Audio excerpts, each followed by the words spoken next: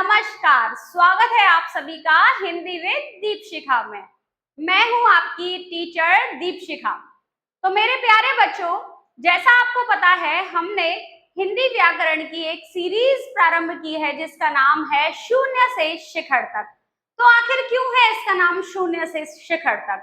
बच्चों, जिसको ग्रामर की बिल्कुल भी नॉलेज नहीं है, जिसको हिंदी व्याकरण का बिल्कुल भी ज्ञान नहीं है, वह भी इस सीरीज को लेकर शिखर तक पहुंच जाएगा। कहां तक पहुंच जाएगा? शिखर तक।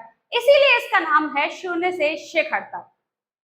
तो बच्चों, इस लेक्चर में बेसिकली मैं आपको क्या बताने वाली हूं कि हिंदी व्याकरण क्या है, हिंदी व्याकरण की आवश्यकता क्यों है, और इस सीरीज में हम क्या क्या पढ़ने वाले हैं। क्या पढ़ने वाले हैं बच्चों, वो सब कुछ मैं आपको बताऊंगी। तो आप इस सीरीज का हिस्सा बनिए, शून्य से शिखर तक पहुंचिए। चलिए बच्चों, हम प्रारंभ करते हैं आज का लेक्चर। हिंदी व्याकरण क्या है? तो बच्चों, हिंदी व्याकरण है क्या? हमेशा ये क्वेश्चन आता है, हम इसको क्यों पढ़ रहे हैं और हम इसमें कहां तक जाएं, कहां तक पढ़ें। तो मेरे प्यारे बच्चों, सबसे पहले इंसान ने बोलना प्रारंभ किया, इंसान बोलने लगा। जब वह बोलने लगा तो कुछ विद्वानों ने वह क्या बोल रहा है, उसे कैसे बोलना चाहिए, इस सब के नियमों का एक संग्रह बनाया। क्या बनाया? संग्रह। तो हम कह सकते हैं कि भाषा के नियमों का जो संग्रह है, जो कलेक्शन है, वही क्या है मेरे प्यारे बच्चों? वही है व्याकरण। क्या है? व्याकरण। तो हिंदी व्याकरण क्या है? जिस विषय में हम हिंदी का ज्ञान लें, हम हिंदी के नियमों को पढ़ें कि हिंदी को कैसे शुद्ध लिखा जाता है, कैसे शुद्ध बोला जाता है, वही है बच्चों हिंदी की व्याकरण। तो आप बताइए मुझे, हिंदी की व्याकरण की आवश्यकता क्यों है? क्योंकि भरतेंदु हरिश्चंद्र ने कहा है, निज भाषा उन्नति अहे, सभी उन्नति का मूल, निज भाषा के ज्ञान बिन मिटे न हिय के शूल। कि हमारी जो भाषा है, हमारी जो मातृभाषा है, वही हमारी उन्नति का रास्ता है। बिना हमारी मातृभाषा के ज्ञान के हम उन्नति के शिखर को प्राप्त नहीं कर सकते। तो बच्चों, बिना व्याकरण के ज्ञान के आपके पास शब्द तो होते हैं, लेकिन किस शब्द को कहाँ अच्छे प्रकार से प्रयोग किया जा सकता है, वह आपको नहीं पता होता। तो इसी ज्ञान को देती है हिंदी की व्याकरण। क्या कहा मैंने? कि किस शब्द का प्रयोग हम प्रभावशाली ढंग से कौन से स्थान पर कर सकते हैं, वही बताती है हिंदी व्याकरण। क्योंकि बच्चों, कहा भी गया है, हिंदी है हम वतन है हिंदोस्तां हमारा। तो फिर हिंदी से डरना कैसा, हिंदी से ऐसा मोह क्यों नहीं? क्योंकि ये हमारी मातृभाषा है। तो बच्चों, इसको पढ़ते हैं, इसको समझते हैं, इसको सीखते हैं और उन्नति के शिखर पर पहुंचते हैं। तो बच्चों, सबसे पहले हम देखेंगे कि हम इस अपनी हिंदी सीरीज की श्रृंखला में जो शून्य से शिखर है, इसमें क्या क्या पढ़ेंगे। तो देखिए बच्चों, सबसे पहले हम इसमें पढ़ेंगे हिंदी भाषा को, कि आखिर हिंदी भाषा की क्या हिस्ट्री क्या रही है। हिंदी भाषा का जो साहित्य है, ऐसा नहीं है कि आपको बहुत ही स्ट्रॉन्ग लेवल का ऐसा पढ़ाया जाएगा कि आप आरएस की तैयारी कर रहे हो। नहीं बच्चों, जितना आपको ज्ञान की आवश्यकता है, वह ज्ञान हमको लेना है हिंदी भाषा साहित्य में, कि आखिर हिंदी का मूल कहाँ है, हिंदी कहाँ से निकली। जैसे मैं हर लेक्चर में आपसे कहूंगी कि हिंदी की आदि जननी भाषा संस्कृत है, हिंदी की जननी शौर सैनी अपभ्रंश है। तो आपको पता होना चाहिए ये आदि जननी क्या है, जननी क्या है, आखिर जननी शौर सैनी अपभ्रंश क्यों है, आदि जननी संस्कृत क्यों है। जैसे बच्चों, आदि जननी क्या होती है? आदि जननी हो गई हमारी माँ की भी माँ की भी माँ, हमारी नानी माँ की नानी माँ। और जब मैं आपसे कहूंगी हिंदी की जननी शौर सैनी अपभ्रंश है, तो इसका मतलब है हिंदी की जो जननी भाषा है वह प्राकृत से निकली शौर सैनी वह है। तो हमें पता होना चाहिए बच्चों, जिससे हमारे सामने कोई कोई बोले तो हमें आता तो हो। तो बच्चों सबसे पहले हम देखेंगे हिंदी भाषा का साहित्य, उसके बाद बच्चों हम चलेंगे व्याकरण पे कि व्याकरण क्या है।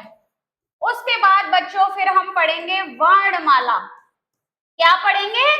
वर्णमाला। फिर बच्चों वर्णमाला जब हम सीख लेंगे तो हम क्या पढ़ेंगे? उच्चारण स्थान। उच्चारण स्थान सीखने के बाद बच्चों हम क्या करेंगे? उच्चारण स्थान सीखने के बाद फिर हम लोग चलेंगे शब्द पे, क्योंकि वर्णों से मिलकर बन जाएंगे शब्द।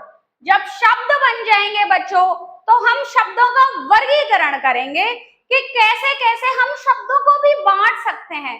जब शब्दों को बांटेंगे तब आपके निकल के आएंगे प्रयोग के आधार पर, रचना के आधार पर, उद्गम उत्पत्ति के आधार पर, है ना, और कैसे कैसे निकल के आएंगे सार्थकता के आधार पर, निरर्थकता के आधार पर।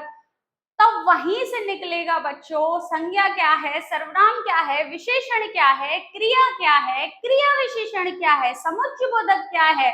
ये सब कुछ कहाँ से निकलेगा? जब हम शब्दों का वर्गीकरण करेंगे, हम विकारी पढ़ेंगे, हम अविकारी पढ़ेंगे। उद्गम स्रोत के आधार पर जब हम तत्सम, तद्भव, देशज, विदेशज और संकर शब्द करेंगे, रचना बनावट के आधार पर जब हम रूढ़ शब्द, यौगिक शब्द, यौगरूढ़ शब्द करेंगे मेरे बच्चों, तब हम कहाँ पहुंच जाएंगे? पूरे शब्द के ज्ञान पर। देखो फिर शब्दों से मिलके बनते हैं वाक्य। उसके बाद हम पढ़ेंगे बच्चों वाक्य कि आखिर वाक्य क्या है, वाक्यों से कैसे होता है। आप जब व्याकरण पढ़ेंगे तो आपके पास आएगा पद। पद आपको समझ नहीं आएगा ये पद क्या है, तब हम पढ़ेंगे पद। उसके बाद बच्चों जिनसे आपको डर लगता है, क्या? संधियां, संधि।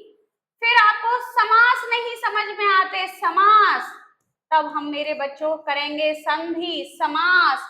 फिर हम पढ़ेंगे उपसर्ग, प्रत्यय, कि क्या होते हैं उपसर्ग, क्या होते हैं प्रत्यय। फिर हम पढ़ेंगे बच्चों सारा ये उपसर्ग प्रत्यय हो जाने के बाद में आपके अलंकार, अलंकार पढ़ेंगे बच्चों, छंद पढ़ेंगे, रस पढ़ेंगे, क्योंकि आप 10th में हो, आप 9th में हो, आपके छंद भी आते हैं, आपके रस भी आते हैं। एक बार आपको समझ में तो आए कि आप शून्य से शिखर पर पहुंचे तो सही। ऐसे ही बच्चों करते करते करते करते करते करते फिर हम पहुंचेंगे अपने लेखन कौशल का विकास करेंगे। जब हमको ये सब चीजें आ जाएंगी बच्चों, फिर हम लेखन कौशल पे पहुंचेंगे कि लेखन कौशल क्या है। लेखन कौशल में हम सीखेंगे बच्चों कि पत्र कैसे लिखा जाता है, डायरी लेखन कैसे होता है, ईमेल्स कैसे लिखे जाते हैं, और आपके क्या क्या है बताइए। जो भी आपके सिलेबस में होगा बच्चों, विज्ञापन, वो शब्द हम करेंगे लेखन कौशल में। तब हम बहुत सारे चीजें सीख लेंगे, हमारे पास ज्ञान हो जाएगा। जब हम सार्थकता के आधार पर बच्चों शब्द सीख लेंगे। क्या होता है बच्चों पता है?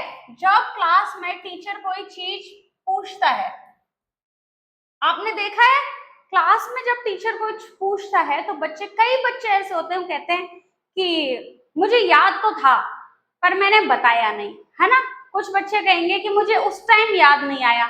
बच्चों मैं आपको लिख के देती हूँ, दुनिया में ऐसा कोई शख्स नहीं है जिसको आता हो और वह बोल नहीं पाता। जिसको भी आ जाएगा तो वो उतावला बैठा रहेगा। वो आपने देखा है क्लास में बहुत सारे बच्चे होते हैं, हाथ उठाते हैं, मैम मैं, सर मैं, मेरे से पूछिए, मेरे से पूछिए। यही कारण है बच्चों, जब हमको ज्ञान होता है, किसी चीज की नॉलेज होती है तो हम पे भरा पड़ा रहता है। जैसे क्या होता है, कई बार क्या होता है हमने बहुत ज्यादा खा लिया तो यहाँ तक ऐसा लगता है यहाँ तक भर गया। तो ऐसे ही ज्ञान का है बच्चों, जब हमारा ज्ञान यहाँ तक, इस लेवल तक आ जाएगा, शिखर तक आ जाएगा, तो हम उसको उगलने के लिए तैयार बैठे रहते हैं कि कोई हमसे पूछे या फिर हम किसी को बताएं कि हमें ये चीज आती है। तो सार्थकता के आधार पर जब हम शब्दों को पढ़ लेंगे, आपको पता है सार्थकता के आधार पर शब्द क्या होते हैं बच्चों? जिनसे आपको सबसे ज्यादा डर लगता है, क्या? पर्यायवाची, विलोम शब्द,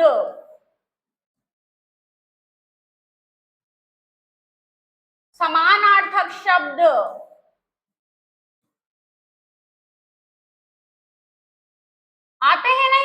आपको याद नहीं होते?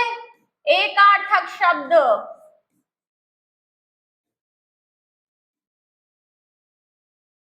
जब हम इन सबको सीख लेंगे तब हम अपने निबंध लेखन में इन सब का प्रयोग करेंगे बच्चों, क्योंकि निबंध लिखने के लिए इन सब चीजों का ज्ञान अत्यंत आवश्यक है।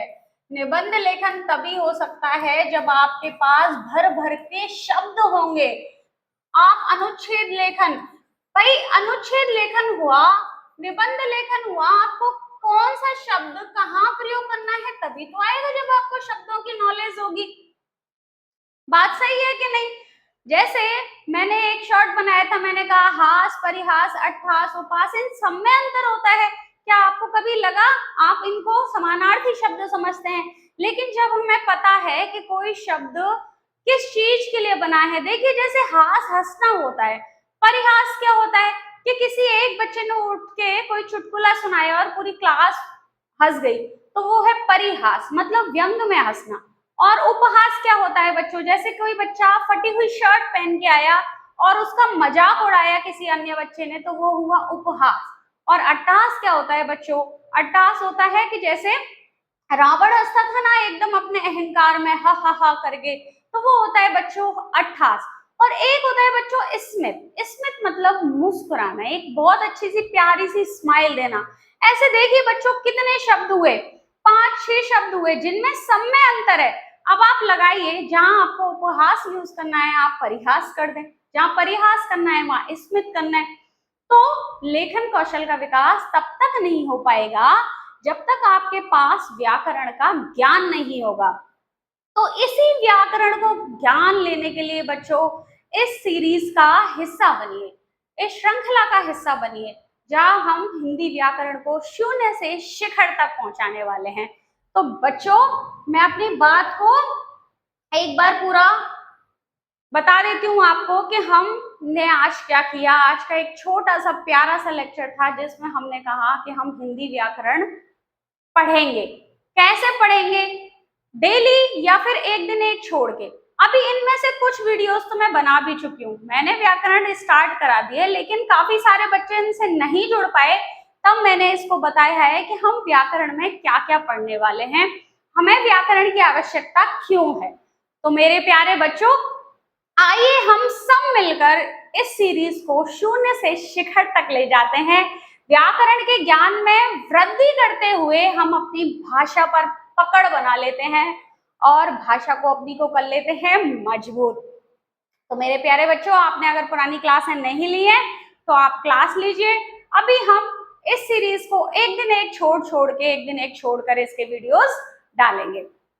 चलिए मिलकर मेहनत करते हैं, मिलकर पढ़ते हैं, मिलकर समझते हैं, मिलकर सीखते हैं। ठीक है बच्चों, तब तक देखते रहिए हिंदी विद दीपशिखा। क्लास आपको पसंद आए तो लाइक जरूर कीजिए, अपने दोस्तों के साथ शेयर कीजिए और चैनल को सब्सक्राइब कीजिए।